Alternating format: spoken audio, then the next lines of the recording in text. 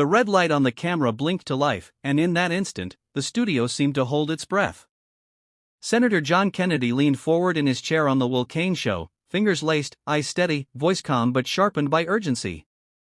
"If the House doesn't pass spending bills," he said, pausing just long enough for the words to sink in, "it's King of the Hill stupid." The phrase landed like a thunderclap, plain, blunt, impossible to ignore.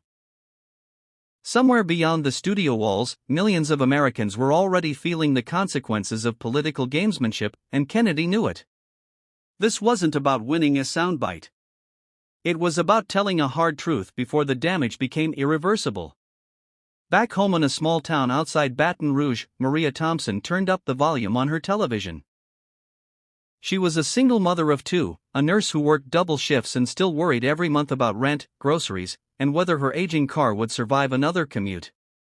Politics had always felt distant to her, loud arguments in Washington that rarely touched her life directly. But this time was different. Her hospital depended on federal funding. Her brother's construction job relied on infrastructure projects stalled by uncertainty. As Kennedy spoke, Maria felt something she hadn't felt in a long time, that someone, somewhere, was finally saying out loud what she and her neighbors whispered every day. Kennedy's words weren't born in the studio. They were forged in long nights of reading reports, listening to frustrated constituents, and watching the same cycle repeat itself: threats of shutdowns, last-minute deals, and politicians more focused on posturing than governing. He remembered a conversation from the previous week with an elderly farmer who had shaken his hand and said, "Son, I don't care who wins the argument. I just want my country to work." That sentence echoed in Kennedy's mind now, guiding every word he spoke on air. Will Cain listened carefully, sensing. Kennedy felt the shift, subtle but real. In a quiet moment, alone in his office, he looked at a photo of his younger self, fresh-faced and idealistic. He wondered if he had become too cynical, too hardened by the system. But then he thought of that farmer, of the nurse watching after a long shift, of the veteran searching for stability. Cynicism, he realized, was a luxury they couldn't afford. Honesty, even when uncomfortable, was an obligation. When the House finally moved. Slowly, reluctantly, but decisively, the relief rippled outward. It wasn't perfect. Compromises rarely are. But the spending bills passed, the immediate crisis averted. Maria read the follow-up email from her hospital with a long exhale. David received a call about a short-term contract, a chance to get back on his feet.